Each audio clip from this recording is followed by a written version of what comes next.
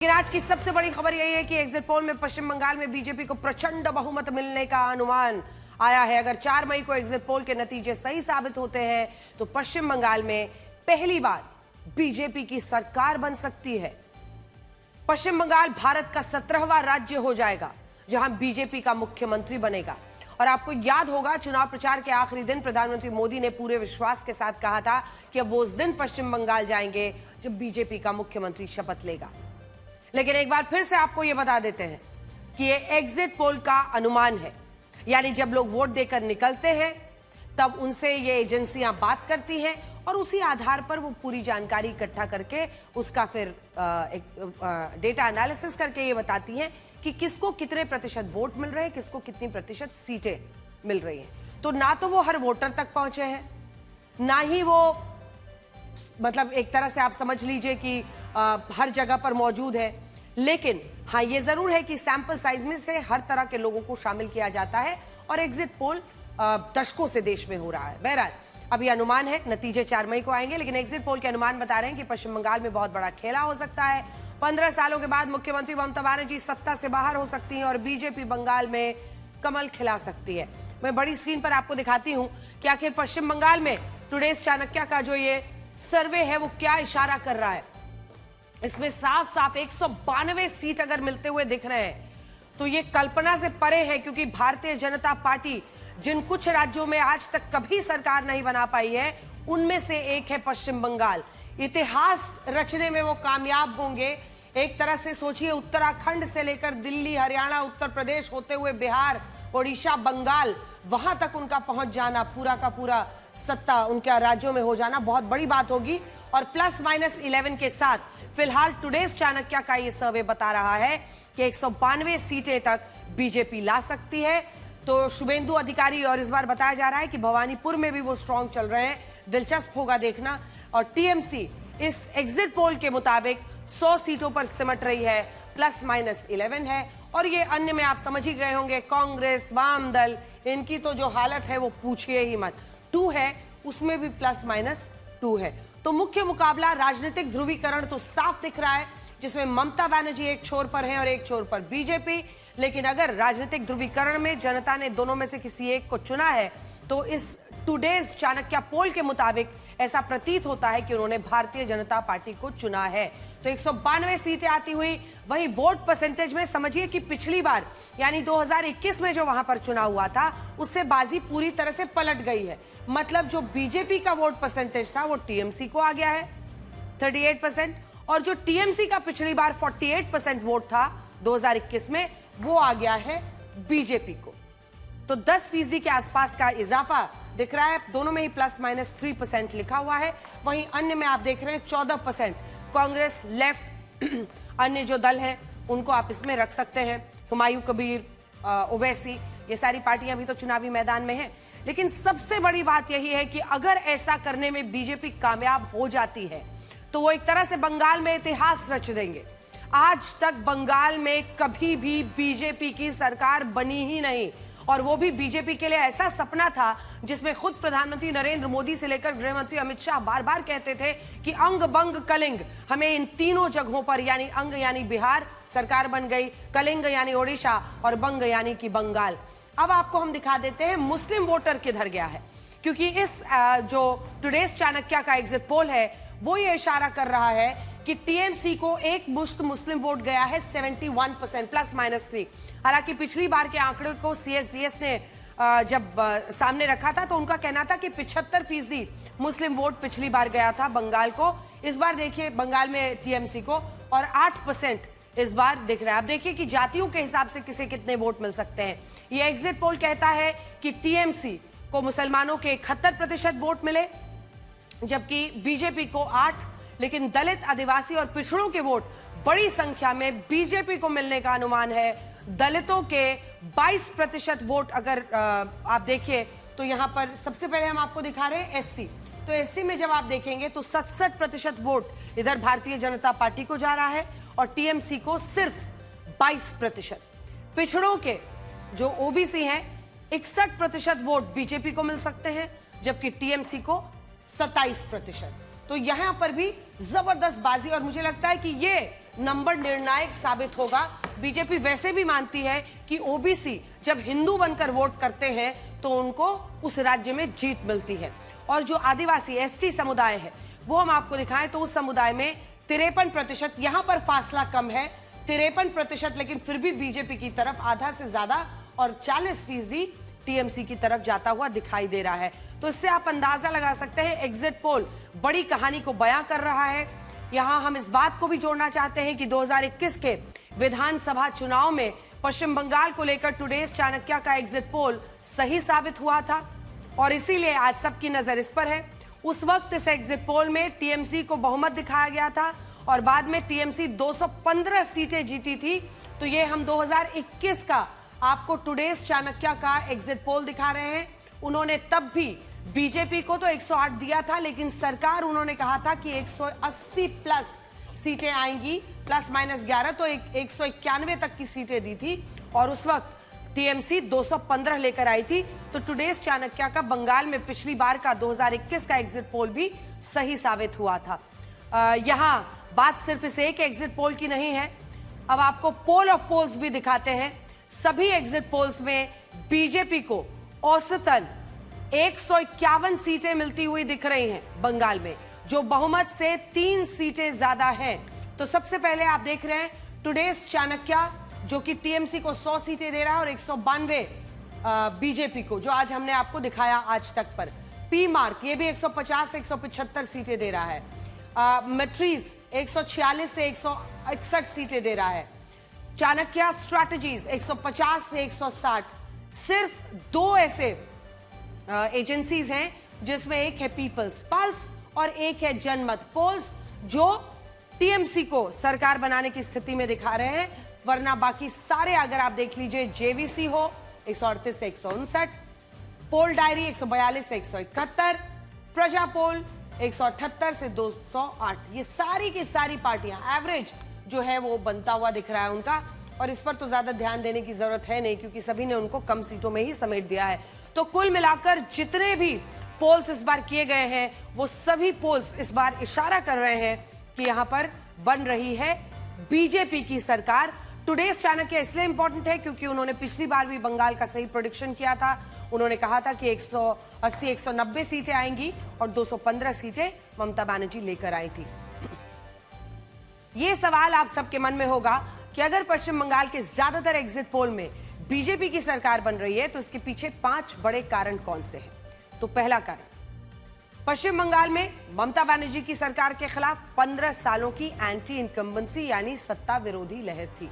अगर यही नतीजे होते हैं तो हम अभी भी आपको बार बार बता रहे हैं ये नतीजे नहीं है, ये एग्जिट पोल का अनुमान है सिर्फ। ये बात ममता बनर्जी भी जानती थी, जिसके कारण उन्होंने अपने 74 मौजूदा विधायकों को टिकट नहीं दिया था। तो ये बात तो टीएमसी भी जानती थी कि उनके खिलाफ, उनके विधायकों के खिलाफ लोगों में गुस्सा है, इसीलिए 74 को तो उन्होंने टिकट रिपीट ही नहीं किया, नए लोगों को वहां पर उतारा। यानी हर तीसरे विधायक का टिकट काटकर किसी नए उम्मीदवार को ममता बनर्जी ने मैदान में उतारा। दूसरी तरफ बीजेपी ने इसी एंटी इनकम्बेंसी को बड़ा मुद्दा बनाया। बीजेपी ने नारा दिया, भय आउट भरोसा इन। यानी ममता बनर्जी के शासनकाल को बीजेपी ने भय काल बता दिया, भय का शासन बताया। लोगों तक ये संदेश पहुंचाने की कोशिश हुई कि अगर लोगों में सरकार के खिलाफ नाराजगी है तो वो चुप ना रहे और इन चुनावों में आगे आए, हिस्सा ले, बिना डरे वोट डाले। एग्जिट पोल के मुताबिक बीजेपी की जीत का दूसरा कारण यह हो सकता है कि उसने क्षेत्रीय राजनीति और बंगाली अस्मिता को राष्ट्रवाद से टक्कर दी। राष्ट्रवाद को बीजेपी ने इतना बड़ा बना दिया और हिंदुओं को इस तरह से जोड़ा गया कि पश्चिम बंगाल में सारे समीकरण बदल गए। अब तक पश्चिम बंगाल में बीजेपी की सबसे बड़ी चुनौती यही थी कि उसे क्षेत्रीय राजनीति के कारण एक बड़ी पार्टी माना जाता, एक बाहरी पार्टी माना जाता था और यही हमेशा ममता बनर्जी के पक्ष में काम करता था। वो कहते थे 2 गुजराती आ गए हैं और ये बात लोग मान लेते थे, लेकिन अगर यही नतीजे होते हैं तो ऐसा लगता है कि ये कार्ड नहीं चला। राष्ट्रवाद की इस राजनीति ने बीजेपी के लिए एक अलग टेम्पलेट अब सेट कर दिया। तीसरा, राष्ट्रवाद की राजनीति को प्रधानमंत्री मोदी ने बेहतर तरीके से बुनाया। उन्होंने झालमुड़ी से बंगाली अस्मिता को भी साधा। घुसपैठ के मुद्दे पर बंगाल के लोगों को बीजेपी के साथ जोड़ा। और चौथा कारण यह है कि हिंदू और महिला वोट बीजेपी के पक्ष में जाना। बीजेपी के पक्ष में इसलिए जाना क्योंकि एग्जिट पोल इस तरह का अनुमान लगा रहे हैं। 2021 में 50% हिंदुओं ने जबकि 36% महिलाओं ने बीजेपी को वोट दिया। इस बीच कोलकाता के ईवीएम स्ट्रांग रूम के बाहर पहुंच गई हैं ममता बनर्जी।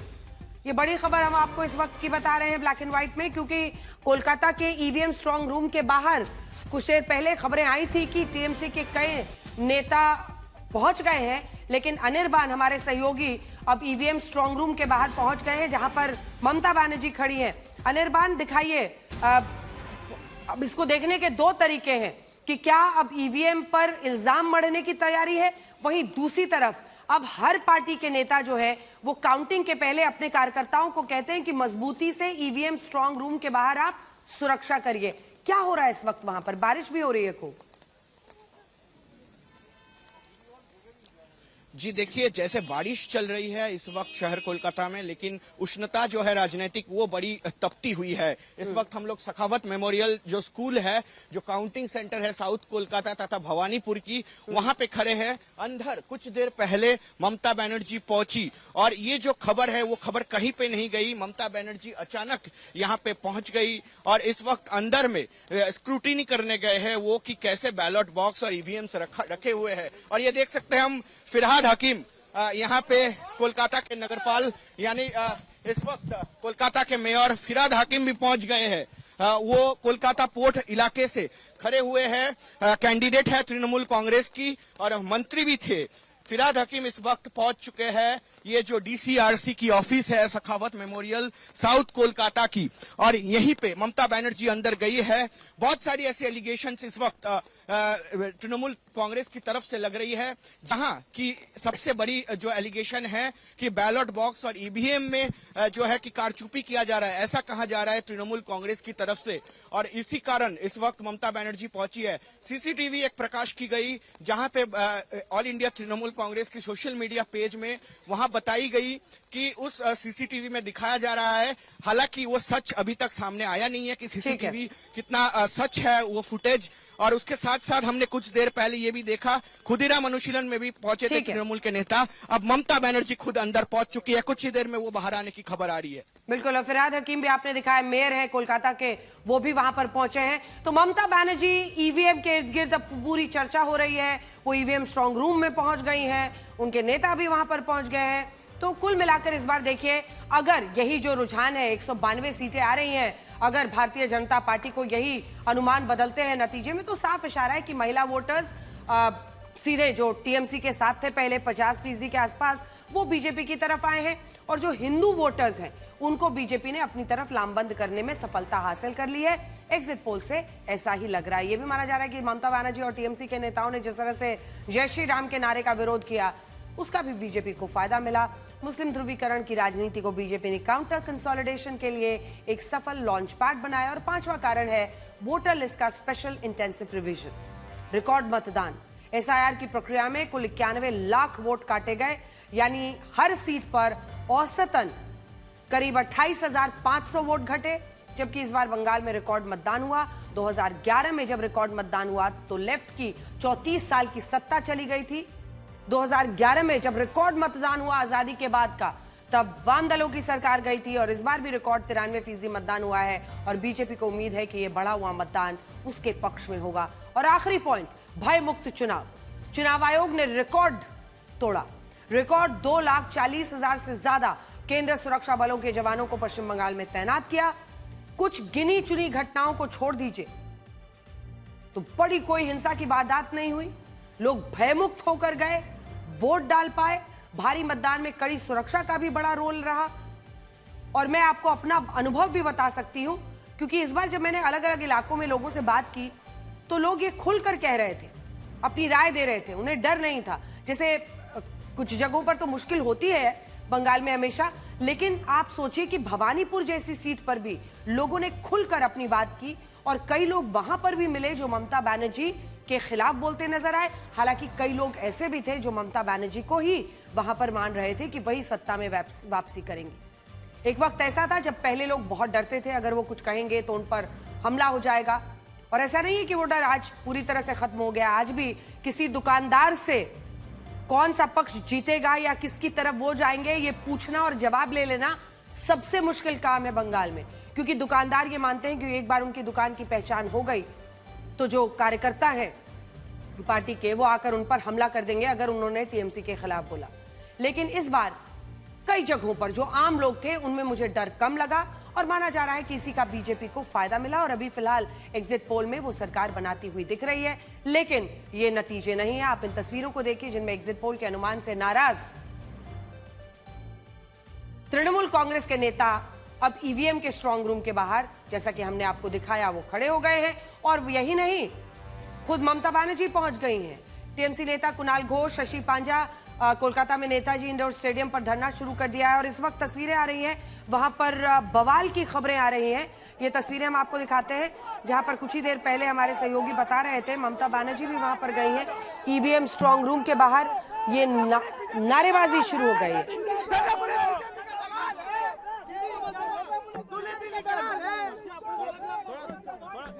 देखिए, ये इसका चोरी का इरादा पकड़ा गया, इसीलिए भाजपा आकर गोलमाल कर रहे हैं।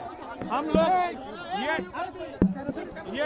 ये जो वो लोग किया था, हम लोग का शांतिपूर्ण धरना था।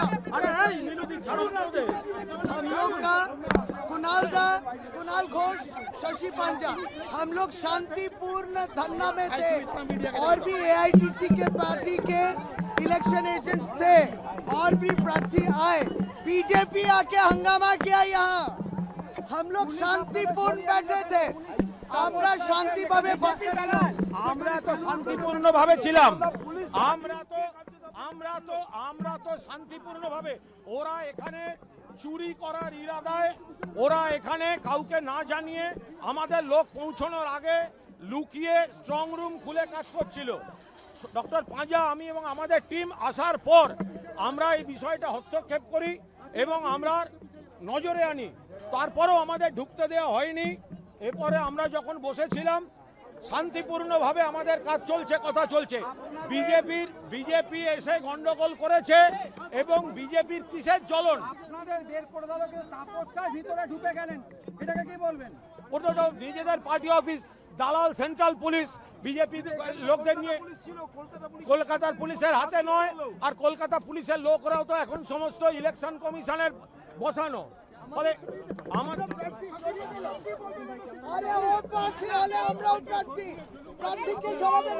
সামনেটা ছাড় না, একটু সামনেটা ছাড় না।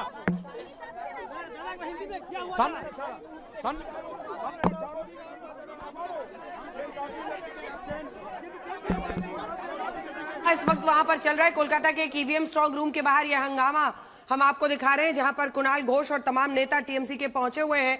ममता बनर्जी भी बताया जा रहा है स्ट्रांग रूम के बाहर पहुंच गई हैं और इस बीच यहां पर इलेक्शन कमीशन पर बीजेपी के लिए काम करने का आरोप लगाते हुए ये सभी लोग वहां पर विरोध कर रहे हैं। पुलिस वहां पर पहुंच गई है। आपने देखा ही किस तरह की आक्रामक नारेबाजी इस वक्त वहां चल रही थी।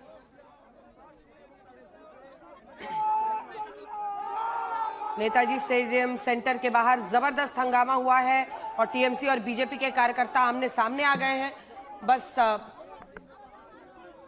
ये जानकारी आ रही है कि वहां पर ममता बनर्जी भी इस वक्त स्ट्रांग रूम में, ईवीएम स्ट्रांग रूम में है। तो कुल मिलाकर स्थिति साफ दिख रही है, जिसमें टकराव एक ईवीएम को लेकर बीजेपी और टीएमसी के कार्यकर्ताओं के बीच हो गई और टीएमसी के तो तमाम नेता ही पहुंच गए। आप सोचिए, कुणाल घोष से लेकर तमाम वरिष्ठ नेताओं को आपने देखा। वहां बताया जा रहा है ममता बनर्जी अंदर पे पहुंची हुई हैं। तो यहां पर स्ट्रांग रूम के बाहर ये बवाल, ये हंगामा होता हुआ आप इस वक्त देख रहे हैं।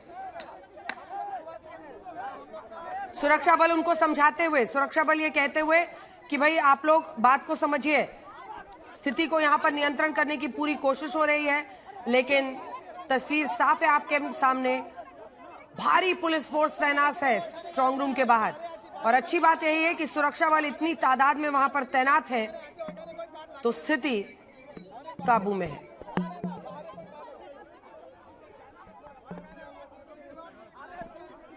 ये नेताजी स्टेडियम सेंटर के बाहर जबरदस्त हंगामा हो रहा है और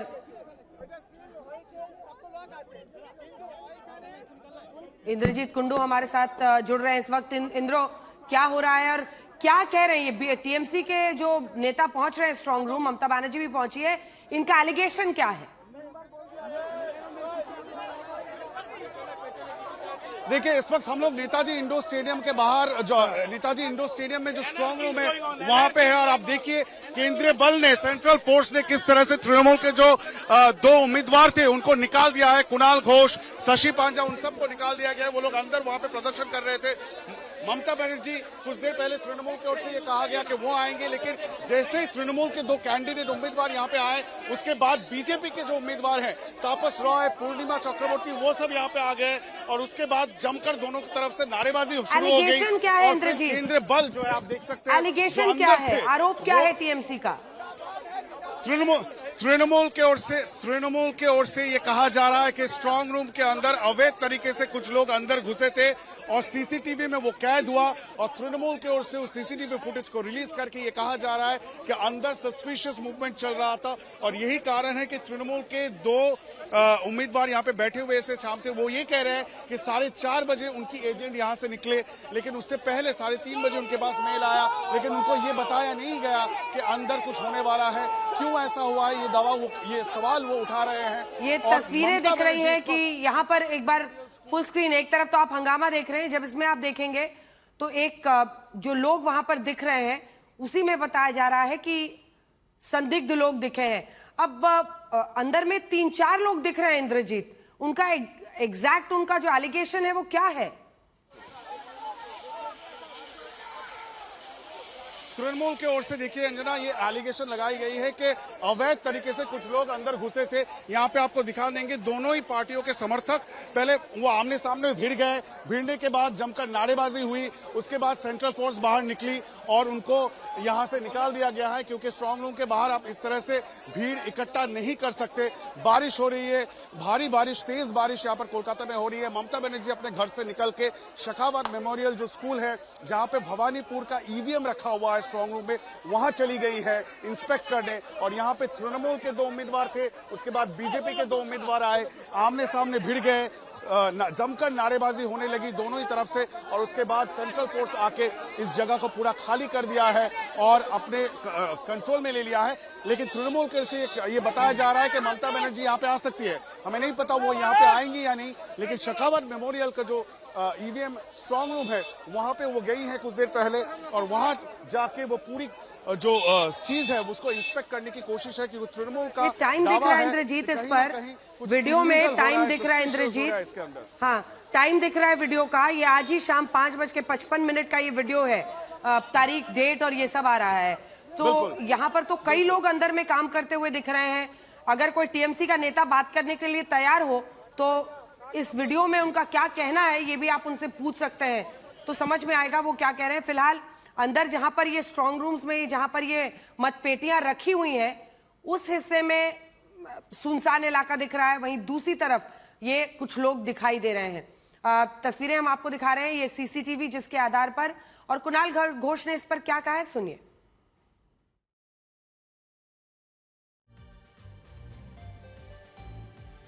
इसका चोरी का इरादा पकड़ा गया, इसीलिए भाजपा आकर गोलमाल कर रहे हैं। हम लोग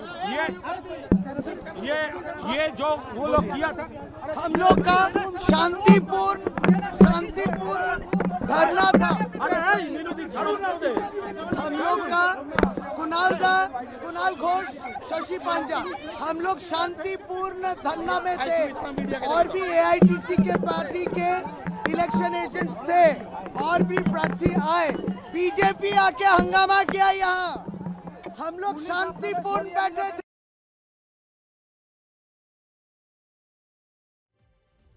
तो शांतिपूर्ण बैठे हुए थे, ये कहना है। वहां पर आप देख रहे हैं तमाम टीएमसी के नेता जो बाहर आकर मीडिया को ये बता रहे हैं, उनका कहना है कि बवाल जो हुआ है वो टीएमसी के लोगों ने, बीजेपी के लोगों ने वहां जाकर किया है। उनका कहना है कि शशि पांजा, टीएमसी के नेता कुणाल घोष, ये सब वहां पर शांतिपूर्वक प्रदर्शन कर रहे थे। तो टीएमसी ने जारी किया है सीसीटीवी फुटेज, और इसमें वो ये दावा कर रहे हैं कि यहाँ पर धांधली, मतलब कुछ लोग, संदिग्ध लोग घुसे हैं। ये इस वीडियो में आप देखेंगे तो लगभग 1, 2, 3, 4, 5 लोग आपको दिखते हैं।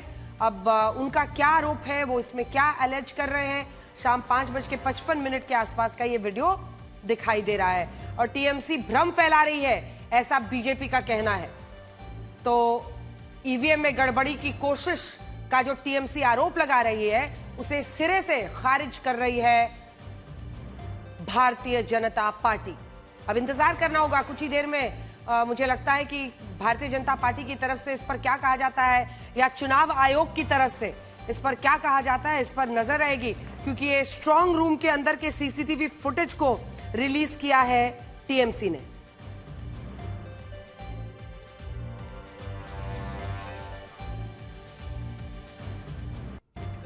तो स्ट्रांग रूम की सुरक्षा को लेकर भी ममता बनर्जी ने एक वीडियो संदेश दिया था, हमने आपको दिखाया पहले भी आज तक पर। उन्होंने कार्यकर्ताओं को कहा है कि वो सुरक्षा के तमाम इंतजाम रखें, ईवीएम स्ट्रांग रूम सेंटर्स पर जाकर वो धरना दे अगर कहीं भी गड़बड़ी पाई जाती है। दुर्गापुर में भी तृणमूल कांग्रेस के कार्यकर्ताओं ने स्ट्रांग रूम के बाहर एक तरह का पहरा लगाया है।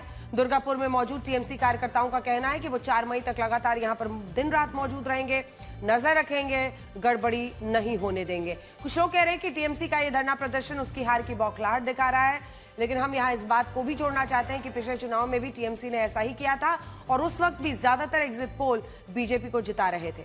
बाद में ये एग्जिट पोल गलत साबित हुए। टुडेस चाणक्य का सही साबित हुआ था, उन्होंने टीएमसी की ही सरकार दिखाई थी। बीजेपी के लिए पश्चिम बंगाल जीतना सिर्फ चुनाव जीत नहीं होगी, बल्कि ये उसके लिए रणनीतिक और वैचारिक जीत भी होगी। एक बार फिर से आपको दिखाते हैं टुडेस चाणक्य ने जो ये प्रेडिक्शन किया 192 सीटों की जीत का भारतीय जनता पार्टी के लिए, ये क्यों ऐतिहासिक है। बीजेपी का जन्म जिस भारतीय जनसंघ से हुआ, उस जनसंघ के संस्थापक श्यामा प्रसाद मुखर्जी किसी और राज्य से नहीं बल्कि पश्चिम बंगाल से ही थे। सरदार पटेल की मृत्यु से पहले जब श्यामा प्रसाद मुखर्जी ने पंडित नेहरू की सरकार से इस्तीफा दिया, तब वो दिल्ली से 1000 किलोमीटर दूर नागपुर गए थे और वहां उन्होंने गुरु गोलवलकर से मुलाकात की थी और उनसे ये कहा था कि वो एक राजनीतिक पार्टी बनाने में संघ की मदद चाहते हैं। लेकिन उस वक्त गुरु गोलवलकर ने श्यामा प्रसाद मुखर्जी की मदद करने से इनकार कर दिया था। उस वक्त गुरु गोलवलकर का कहना था कि वो संघ को किसी राजनीतिक पार्टी का हिस्सा नहीं बनाना चाहते। लेकिन कुछ महीने बाद गुरु गोलवलकर ने अपने फैसले को बदला, वो श्यामा प्रसाद मुखर्जी की मदद करने के लिए तैयार हो गए और फिर उन्होंने श्यामा प्रसाद मुखर्जी को एक नई राजनीतिक पार्टी बनाने के लिए संघ के 5 स्वयंसेवक दिए, जिनमें पंडित दीनदयाल उपाध्याय, सुंदर सिंह भंडारी, नानाजी देशमुख और बलराज मधोक का नाम प्रमुख था। इन स्वयंसेवकों के साथ मिलकर श्यामा प्रसाद मुखर्जी ने भारतीय जनसंघ नाम से एक राजनीतिक पार्टी बनाई, जिसे साल 1951-52 के पहले लोकसभा चुनाव में भी हिस्सा लिया और इसे देश की सिर्फ 3 सीटों पर जीत मिली थी। इमरजेंसी के बाद भारतीय जनसंघ जनता पार्टी की सरकार का हिस्सा रही, लेकिन इसके बाद संघ के तत्कालीन प्रमुख बाला साहब देवरस ने जनसंघ को भंग करके भारतीय जनता पार्टी बनाने का विचार पेश किया और आज देश में पिछले 12 सालों से इसी भारतीय जनता पार्टी की सरकार है। और अब एग्जिट पोल बता रहे हैं कि बीजेपी इस वक्त बंगाल में पहली बार अपनी सरकार बना सकती है। जब इस साल पूरा देश श्यामा प्रसाद मुखर्जी की 125वीं जयंती मना रहा है, पूर्वी भारत को लेकर बीजेपी ने अंग बंग और कलिंग का विचार आगे बढ़ाया, जिसमें अंग का मतलब आज का बिहार, कलिंग का मतलब ओडिशा, और इन दोनों राज्यों में बीजेपी के मुख्यमंत्री और अब यानी बंग यानी बंगाल की तरफ बीजेपी बढ़ रही है। हालांकि ये सब अभी सिर्फ बातें हैं, क्योंकि टुडेस चाणक्य का ये प्रिडिक्शन है, अनुमान है, नतीजे 4 मई को ही आएंगे, जनता तय करेगी। बहरहाल आज की दूसरी सबसे बड़ी खबर का रुख करते हैं। अमेरिका और ईरान के बीच छाई खामोशी अब एक बड़े तूफान का रूप ले सकती है। आपने देखा होगा आज जिस तरह से डोनाल्ड ट्रंप ने रुख अपनाया, उसकी वजह से आज बाजार धड़ाम गिरा सुबह में। अमेरिकी न्यूज एजेंसी एक्सिस का दावा है कि राष्ट्रपति ट्रंप युद्ध खत्म करने से पहले ईरान पर आखिरी बार एक बड़े हमले की तैयारी कर रहे हैं। इसके लिए अमेरिका की सेंट्रल कमांड ने 3 प्लान्स बनाए हैं, जिनमें पहला प्लान यह है कि अमेरिका ईरान पर नए सिरे से हवाई हमले करेगा। इन हमलों में ईरान के पावर प्लांट्स, ऑयल डिपो, पुल और रेल नेटवर्क को निशाना बनाया जाएगा, ताकि ईरान को डील करने के लिए मजबूर किया जाए। अमेरिका के शीर्ष अधिकारियों को लगता है कि इस हमले के बाद ईरान का रुख लचीला होगा और वो अमेरिका की शर्तें मानने को बाध्य हो जाएगा। दूसरा प्लान, अमेरिका की सेना स्ट्रेट ऑफ हॉर्मुज को अपने नियंत्रण में लेकर ईरान पर दबाव बनाएगी। ब्लॉकेड अभी भी जारी है। ईरान के जहाज जा नहीं पा रहे, इसके लिए ईरान के बंदरगाहों, तटीय इलाकों में अमेरिकी सैनिकों को भेजा जाएगा और वहां ग्राउंड ऑपरेशंस भी किए जाएंगे। तीसरा प्लान है स्पेशल फोर्स ऑपरेशन, जिसमें अमेरिका की सेना को लड़ाकू विमानों की मदद से ईरान के परमाणु ठिकानों पर उतारा जाएगा और इसके बाद अमेरिका ईरान के यूरेनियम को अपने कब्जे में लेने की कार्रवाई करेगा। अमेरिका को यह भी आशंका है कि अगर उसने ईरान पर हमला नहीं किया तो ईरान अमेरिकी ब्लॉकेड को हटाने के लिए हमला कर देगा। यानी अभी तो ऐसा लग रहा है कि यह युद्ध कभी भी फिर से शुरू हो सकता है। अब से कुछ देर के बाद अमेरिकी सेंट्रल कमांड के कमांडर एडमिरल ब्रैड कूपर राष्ट्रपति ट्रंप को एक ब्रीफिंग देने वाले हैं। इस ब्रीफिंग में वो राष्ट्रपति ट्रंप को ईरान पर हमले के लिए सभी विकल्प बताएंगे और इसके बाद राष्ट्रपति ट्रंप तय करेंगे कि वो ईरान के साथ आखिर क्या करना चाहते हैं। ये ब्रीफिंग इसलिए भी महत्वपूर्ण है क्योंकि 28 फरवरी को जब ये युद्ध शुरू हुआ था तब उससे एक दिन पहले भी एडमिरल ब्रैड कूपर और जॉइंट चीफ ऑफ स्टाफ के चेयरमैन डैन केन ने राष्ट्रपति ट्रंप को एक ब्रीफिंग दी और इसी ब्रीफिंग के बाद ईरान पर हमला हो गया था। अमेरिकी मीडिया दावा कर रहा है कि इस ब्रीफिंग में सब कुछ राष्ट्रपति ट्रंप पर निर्भर करेगा। वो दबाव से ईरान को झुकाएंगे या सीधे युद्ध शुरू करके स्थिति को अपने पक्ष में करने की कोशिश करेंगे। राष्ट्रपति ट्रंप ने खुद अपने नए बयान में कहा है कि वो अमेरिकी ब्लॉकेड के असर से खुश है, लेकिन अगर ईरान अब डील करने के लिए तैयार नहीं होता है तो वो सैन्य कार्रवाई यानी युद्ध को दोबारा से शुरू करने पर विचार कर सकते हैं। सुनिए। The blockade is genius, okay? The blockade has been 100% foolproof. It shows how good our Navy is, I can tell you that. Nobody's going to play games. We have the greatest military in the world, and I built much of it during my first term, and we've been building it since. And the greatest anywhere in the world, nobody even close. The New York post का दावा है कि इस बार America Iran पर hypersonic missile से हमला करने की योजना बना रहा है। अमेरिका की सेंट्रल कमांड का कहना है कि ईरान ने अपने मिसाइल लॉन्चर्स को ऐसे इलाकों में तैनात कर दिया है जो उसकी प्रिसिशन स्ट्राइक से दूर है। ये मिसाइल लॉन्चर्स अमेरिका की मिसाइलों से लगभग 480 किलोमीटर या उससे भी ज्यादा दूर हो सकते हैं, जिसके कारण सेंट्रल कमांड ने हाइपरसोनिक मिसाइल्स को मिडिल ईस्ट में भेजने की मांग की है। तो कुल मिलाकर जिस हाइपरसोनिक मिसाइल को स्ट्रेट ऑफ हॉर्मुज के पास भेजा जा सकता है उसका नाम है डार्क ईगल। मारक क्षमता 2775 किलोमीटर मानी जाती है और इस खास तौर पर लंबी दूरी से सटीक हमला करने के लिए बनाया गया है। अमेरिका ने आज तक इन मिसाइलों को किसी दूसरे क्षेत्र में इस्तेमाल नहीं किया है। और इस बीच एक बार फिर से आपको लिए चलते हैं बंगाल, क्योंकि वहां पर बताया जा रहा है कि झड़प और भी तेज हो गई है। जबरदस्त हंगामा हो रहा है नेताजी स्टेडियम सेंटर के बाहर। ईवीएम में गड़बड़ी की कोशिशें, यह टीएमसी का आरोप है। वहीं दूसरी तरफ बीजेपी कह रही है कि टीएमसी भ्रम फैला रही है। यह बड़ी खबर है क्योंकि आप देख रहे हैं कि किस तरह से इस वक्त एक बार फिर से बारिश के बीच गर्म हो गया है बंगाल और कोलकाता में ये ईवीएम स्ट्रांग रूम के बाहर का हंगामा है। ये तो गनीमत है कि वहां पर भारी सुरक्षा बलों की तैनाती है, लेकिन ये तस्वीरें जो वहां से आ रही हैं इस वक्त, ये न सिर्फ देखिए, ये वीडियो दरअसल रिलीज किया है, सीसीटीवी फुटेज रिलीज किया है टीएमसी ने और उनका ये आरोप है कि यहां पर संदिग्ध लोग दिख रहे हैं। ये आज का ही वीडियो, क्योंकि कैमरा पर टाइम और समय और ये सब भी लिखा हुआ है तो उसमें साफ दिख रहा है। वो कह रहे हैं कि ये आज का शाम 5:55 का वीडियो है और उनका यह आरोप है कि ईवीएम के स्ट्रांग रूम में संदिग्ध लोग दिखे हैं। थोड़ा सा इंतजार करना होगा क्योंकि अभी चुनाव आयोग का इस पर क्या कहना होता है और वहां पर जो सुरक्षा की तैनाती है वहां पे लोग क्या कहते हैं, इसका इंतजार करना होगा। लेकिन बंगाल में फिलहाल टकराव की बड़ी स्थिति। तो दूसरे क्षेत्र में या आप देखिए यहां पर जो 2 वीडियोस हैं, इसमें एक में तो आप हंगामा देख रहे हैं। हंगामा जो कि ये साफ इशारा कर रहा है स्ट्रांग रूम के बाहर भारी पुलिस फोर्स तैनात की गई है और कोलकाता के एक ईवीएम स्ट्रांग रूम के बाहर यह हंगामा हो रहा है। टीएमसी बीजेपी कार्यकर्ताओं में नारेबाजी हो रही है, सब अपनी अपनी नारेबाजी कर रहे हैं, आमने सामने हो गए हैं और बाहर में भारी सुरक्षा बलों की तैनाती है जिसकी वजह से सबको अलग किया जा रहा है। स्थिति को नियंत्रण और काबू में करने की कोशिश है। ये देखिए, मतलब किस तरह का जोर लोग लगा रहे हैं, धकेल रहे हैं पुलिस वालों को, सुरक्षा बलों को, वो भी आपको दिख रहा है। टीएमसी के तमाम नेता, जिसमें कुणाल घोष, शशि पांजा, ये सभी वहां पर मौजूद है। और अब बताया जा रहा है कि बीजेपी के भी जो नेता हैं, उम्मीदवार हैं, वो लोग भी वहां पर पहुंच गए हैं। तो ये टकराव की एक भयंकर स्थिति बनती हुई इस वक्त पश्चिम बंगाल में कोलकाता में दिखाई दे रही है, जहां पर एक ईवीएम स्ट्रांग रूम के बाहर इस संगीन इल्जाम के साथ टीएमसी के जो नेता हैं, कार्यकर्ता हैं, वो पहुंच गए हैं, ये कहते हुए कि संदिग्ध लोगों को उन्होंने स्ट्रांग रूम में जाते हुए देखा है और उसी का उन्होंने ये सीसीटीवी फुटेज रिलीज किया है।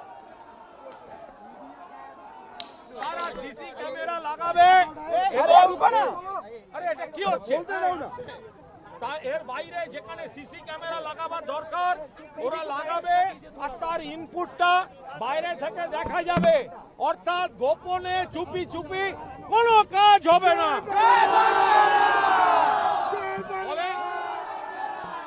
ফলে আমরা এখন বেরিয়ে যাচ্ছি, আমাদের একটা টিম মনিটরিং এ থাকবে, বাকি সবাই জায়গাটা ফাঁকা করে দিন, জায়গাটা ফাঁকা করে দিন।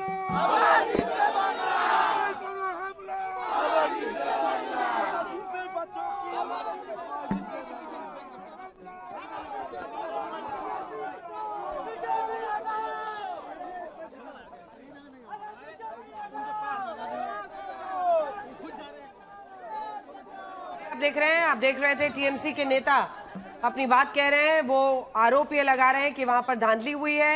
उनका कहना है कि बीजेपी के नेता यहां पर आ गए हैं, बीजेपी के नेता बवाल कर रहे हैं। लेकिन आप सारी तस्वीरें देख ही रहे हैं, बारिश भी वहां पर इस वक्त हो रही है, छाता लेकर लोग आ गए हैं एक दूसरे से भिड़ने के लिए। स्ट्रांग रूम के बाहर भारी पुलिस फोर्स तैनात है। टीएमसी के दावे पर चुनाव आयोग का बयान आया है। स्ट्रांग रूम में कोई गड़बड़ी नहीं है, ये चुनाव आयोग का कहना है। ये बड़ी खबर इस वक्त की हम आपको बता रहे हैं। चुनाव आयोग की तरफ से कहा गया है कि स्ट्रांग रूम में कोई गड़बड़ी नहीं है।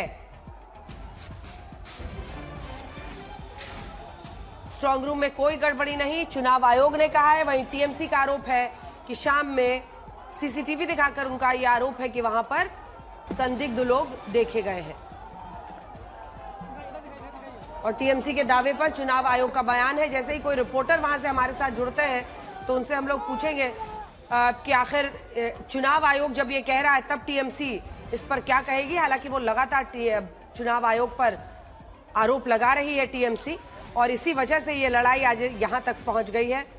स्ट्रांग रूम में कोई गड़बड़ी नहीं है, ऐसा चुनाव आयोग ने अपनी तरफ से स्पष्ट किया है। तो पहली बार टीएमसी पर प्रतिक्रिया आई है चुनाव आयोग की, और टीएमसी के दावे पर चुनाव आयोग ने स्पष्ट किया है कि स्ट्रांग रूम में कोई गड़बड़ी नहीं है। जबकि सीसीटीवी फुटेज दिखाकर टीएमसी ने दम भरा है, यह आरोप लगाया है कि वहां पर संदिग्ध लोग देखे गए हैं।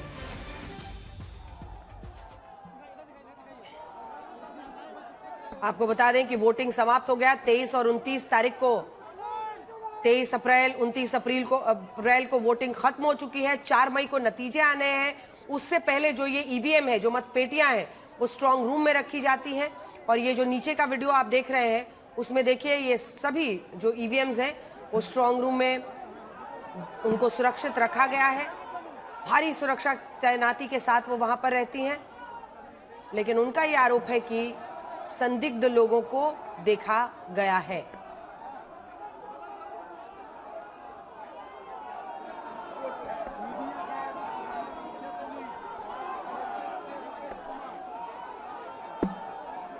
ऐश्वर्या हमारे साथ इस वक्त जुड़ रही हैं। ऐश्वर्या, क्या चुनाव आयोग का तो ये सीधा बयान है, वो कह रहे हैं कि कोई गड़बड़ी नहीं है, लेकिन ये सीसीटीवी फुटेज टीएमसी दिखा रही है, ये उसी जगह का है, उसी समय का है, उनका दावा है। तो फिर इन लोगों को उनका कहना है कि ये संदिग्ध लोग हैं। इस पर कुछ स्पेसिफिक जवाब आया? देखिए, बिल्कुल स्पेसिफिक जवाब अंजना आ चुका है। मैं आपको बता दूं, इनफैक्ट इलेक्शन कमीशन ने जो मेल जारी किया था वो मेल हमारे पास आज तक के पास है, और हम आप बता रहे हैं कि इस मेल के अंदर साफ लिखा हुआ है कि ये ईमेल भेज दिया गया था जितनी भी पॉलिटिकल पार्टीज हैं उन सबको, और उसमें कहा गया था कि जो सेग्रीगेशन का काम है वो 4 बजे से शुरू हो जाएगा। मैं आपको बता दूं, साथ जो रूम्स हैं जहाँ पे सीसीटीवी कैमरा लगा हुआ है, वहाँ पे वो जितने भी स्ट्रॉन्ग रूम्स हैं उन सबको सुबह 5 बजे बंद किया गया था और सिक्योर और सील किया गया था जितने भी एजेंट्स थे उन सबके सामने। इलेक्शन कमीशन का कहना है कि जो सेग्रीगेशन बैलेट पेपर का था उसको चालू होना था 4 बजे और इसी के तहत एक ऑफिशियल ईमेल जो है सीईओ ऑफिस द्वारा वो सबको भेजा गया था। जितनी भी पॉलिटिकल पार्टीज है उन सबके जो नाम है वो भी चुनाव आयोग ने यहाँ पे स्पष्ट किया है।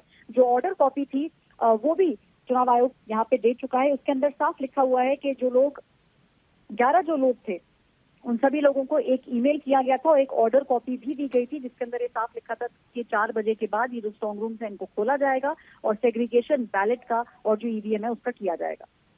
तो ये 4 बजे के बाद शुरू हुआ है?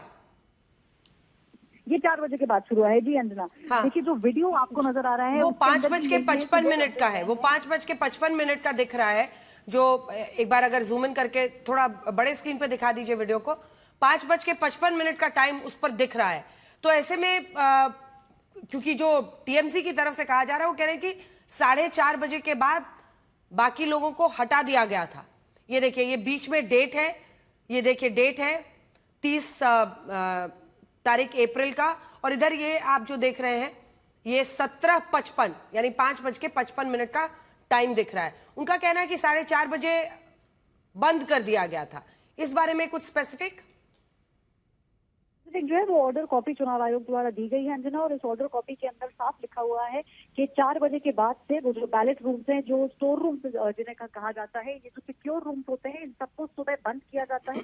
लगभग सुबह 5 बजे इनको बंद किया गया था। जब इनको बंद किया जाता है और जब इनके ऊपर एक सील लगाई जाती है, लेकिन इनमें एक ताला होता है जिसके ऊपर सील लगती है और वहाँ जितने भी लोग मौजूद होते हैं पॉलिटिकल पार्टी से, वो सब अपने दस्तखत करते हैं। तो वो सब दस्तखत करवाए गए थे और उसके बाद जो एक नया ऑर्डर था, उस नए ऑर्डर के अंदर ये साफ लिखा था कि 4 बजे के बाद बैलेट का जो सेग्रीगेशन है वो चालू होगा। और जो वीडियो में भी दिख रहा है, ये जो वीडियो है लगभग 6 बजे का है और ऑर्डर जो है वो 4 बजे का था, जिसके अंदर ये साफ था कि 4 बजे से सेग्रीगेशन बैलेट का चालू हो जाएगा।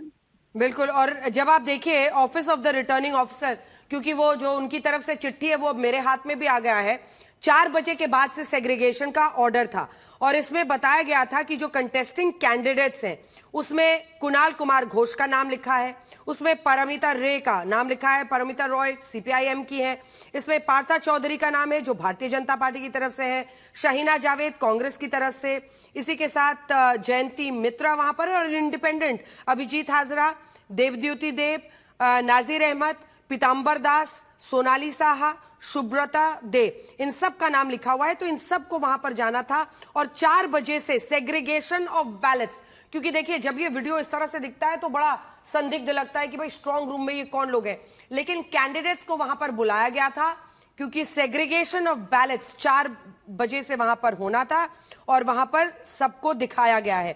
जो जानकारी दी जा रही है इस वीडियो को लेकर, उसमें स्पेसिफिक बातें बताई गई हैं कि 7 एसी स्ट्रांग रूम्स थे जो कि यहां पर मौजूद थे इस केंद्र में, खुदीराम अनुशीलन केंद्र में। They have all been duly closed and sealed in presence of candidates के सामने में उनको सील किया गया। इंद्रजीत, ये तो पूरा ऑर्डर ही आ गया है चुनाव आयोग का, 4 बजे से तो सेग्रीगेशन ऑफ बैलेट्स शुरू होना था, तो उसके बाद से ही तो ये सब कुछ हो रहा है और उसमें पूरी चिट्ठी है, सभी कैंडिडेट्स का नाम है, तो फिर ऐसे में वो क्या संदिग्ध बता रहे हैं? देखिए, तृणमूल की ओर से ये क्लैरिफाई करना पड़ेगा। तृणमूल कांग्रेस की ओर से ये आरोप लगाया जा रहा है, ये एक एलिगेशन है कि उनको लग रहा है कि अंदर जो लोग हैं वो अनऑथराइज्ड हैं।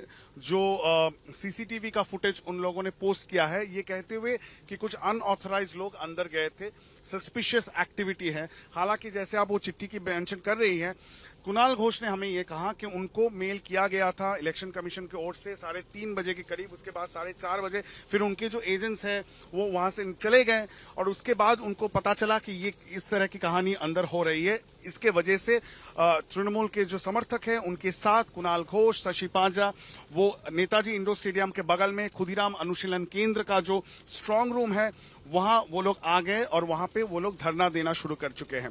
उसके बाद ये कहा गया तृणमूल की ओर से ममता बनर्जी भी निकलेंगी। वो दूसरा जो स्कूल है जो ज्यादा दूर नहीं है, करीबन 2-3 किलोमीटर दूर है, शेखावत मेमोरियल, वहां पे वो चली गई इंस्पेक्ट करने के लिए। इसी के साथ और जैसे मुझे ही लगता है कुणाल घोष, अनिर्बान शशि वहां से पांडे जुड़ वहां रहे हैं। पहुंचे, अनिर्बान, ममता वहां बनर्जी अभी भी है वहां पे या चली गई हैं? अनिर्बान, ठीक है, कुछ ही देर में वो आ रहे हैं। इंदु, अपनी बात पूरी कीजिए, क्योंकि इसमें सब कुछ लिखा गया है, पॉइंट वाइज बताया गया है कि सारे स्ट्रांग रूम जो है वो सील किए गए। एक और स्ट्रांग रूम है जहां पर सभी जो उसी प्रेमाइस में है जहां पर पोस्टल बैलेट्स को रखा गया है। अनिर्बान जुड़ गए। अनिर्बान, ममता बनर्जी अभी भी वहां पे है या चली गई हैं?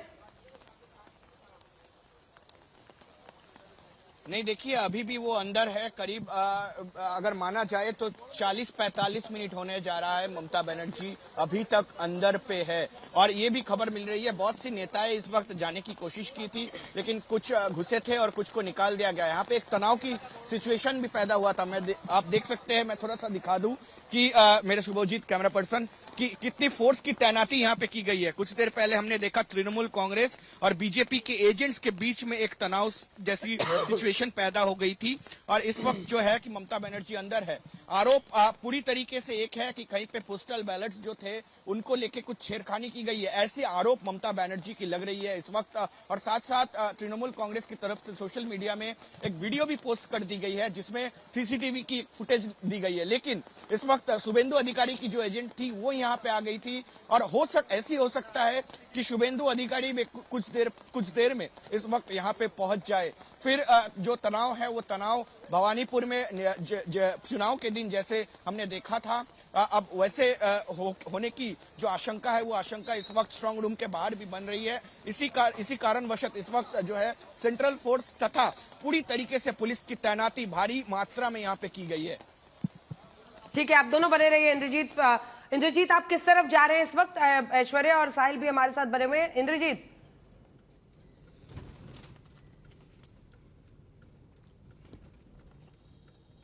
चलिए, इंद्रजीत शायद आवाज नहीं सुन रहे हैं। इंद्रजीत को फिर से कनेक्ट कीजिए। ऐश्वर्या, पॉइंट वाइज सब कुछ बता दिया गया है। अब जो अनिर्बान बता रहे हैं, जो इंद्रजीत बता रहे हैं कि वहां पर जब ये कुणाल घोष गए, उनका कहना है कि 4:30 बजे हम निकल गए, उसके बाद ये सब हुआ है। अब चुनाव आयोग का कहना है कि इस कॉरिडोर में, उनका ये साफ कहना है कि स्ट्रांग रूम्स के कॉरिडोर में, पोल प्रेमाइसेस में, यहाँ पर 4 बजे से ये सेग्रीगेशन ऑफ बैलेट शुरू होता है। अब क्या एग्जैक्ट इनका आरोप है अभी तो उसकी बारीकी में जाना होगा, लेकिन वो सीधा कह रहे हैं संदिग्ध लोग 5:55 पर देखे गए, जो कि 4:30 बजे उन्हें वहां से हटा दिया गया था। ये उनका डायरेक्ट एलिगेशन है। मैं आपको देखिए अंजना एक बात बताती हूँ कि जब ये बैलेट सील हो जाते हैं तो सबसे पहले तो जो सिग्नेचर लिया जाता है, जब वो जहाँ पे वोटिंग होती है, जब वो वहां से मूव किए जाते हैं तब एक सिग्नेचर लिया जाता है। उसके बाद ये जो स्ट्रांग रूम्स होता है, ये जो पूरा कॉरिडोर होता है स्ट्रांग रूम्स का, वहां पर सीसीटीवी कैमरा लगे होते हैं। ये जो मशीन्स होती है इनको स्ट्रांग रूम के अंदर रखा जाता है। उसके बाद जब ये लोग बाहर आते हैं और वहां पे ताला लगाया जाता है, वो एक नॉर्मल ताला नहीं होता, काफी बड़ा ताला होता है। उसके ऊपर रैपिंग की जाती है, उसके ऊपर स्टैंपिंग होती है। स्टैंपिंग करने के बाद वहां जितने भी लोग मौजूद होते हैं, पॉलिटिकल पार्टी के जो भी एजेंट्स वहां मौजूद होते हैं, उन सबके सिग्नेचर लिए जाते हैं। और जब उस रूम को खोला जाता है तब एक बार फिर से सिग्नेचर लिए जाते हैं, क्योंकि आप उल्लंघन करेंगे अगर आप बिना सिग्नेचर लिए इस रूम को खोलते हैं। चुनाव आयोग का ये कहना है कि जब उन्होंने ये पॉलिटिकल पार्टीज को ऑर्डर भेजा था, उसमें ये बात साफ उन्होंने लिखी थी कि 4 बजे के बाद ये जो स्ट्रांग रूम्स हैं, यहाँ पे उनके लोगों को मौजूद होना पड़ेगा, उन लोगों के सिग्नेचर लिए जाएंगे, उसके बाद ही स्ट्रांग रूम खोला जाएगा। और ये जो पूरी प्रक्रिया होती है, इसको वीडियो के ऊपर कैप्चर किया जाता है ताकि कोई भी पॉलिटिकल पार्टी ये ना बोल सके कि उनको नहीं बताया गया था। और वो जो ऑर्डर कॉपी है वही चुनाव आयोग ने इस समय यहाँ पे भेजी भी है, जिसमें ये साफ लिखा था कि 4 बजे के बाद जो सेग्रीगेशन है वो चालू किया जाएगा। चुनाव आयोग का कहना है कि उनकी तरफ से जो प्रक्रिया थी उसको टू द फॉर्मेट फॉलो किया गया।